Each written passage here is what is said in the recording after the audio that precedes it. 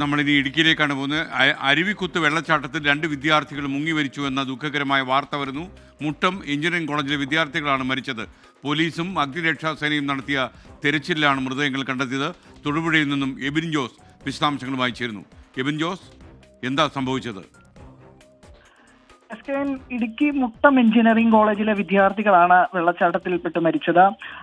ഇവർ മുട്ടം എഞ്ചിനീയറിംഗ് കോളേജിലെ 3ാം വർഷ വിദ്യാർത്ഥിയും 1ാം വർഷ വിദ്യാർത്ഥിയുമാണ് മരിച്ചിരിക്കുന്നത്. മുരിക്കാശ്ശേരി സ്വദേശി ഡൊണാൾഡ് ഷാജി, അതോടൊപ്പം തന്നെ പത്തനാപുരം സ്വദേശിയായ അക്സ റെജി എന്നീ വിദ്യാർത്ഥികളാണ് വെള്ളച്ചാട്ടത്തിൽ വീണ് മരിച്ചത്. ഈ കോളേജിൽ നിന്ന് ഏകദേശം 1 കിലോമീറ്റർ മാറിയുള്ള വെള്ളച്ചാട്ടമാണ്, മലങ്കര ജലാശയത്തോട് ചേർന്നുള്ള. ഇവിടെ വിദ്യാർത്ഥികൾ കാണാനെത്തിയതാണെന്നാണ് പ്രാഥമിക നിഗമനമുള്ളത്. വൈകുന്നേരമായപ്പോൾ ഈ വിദ്യാർത്ഥികളുടെ ബാഗ് ഈ പരിസരത്ത് കണ്ട നാട്ടുകാര് പോലീസിൽ വിവരമറിയിക്കുകയായിരുന്നു. പിന്നീട് പോലീസും ഫയർഫോഴ്സും നടത്തിയ തെരച്ചിലിലാണ് അല്പസമയം മുമ്പ് ഇവരുടെ മൃതദേഹം കണ്ടെത്തിയത്. മൃതദേഹം ഇൻക്വസ്റ്റ് നടപടികൾക്ക് ശേഷം തൊടുപുഴ ജില്ലാ ആശുപത്രിയിലേക്ക് മാറ്റും.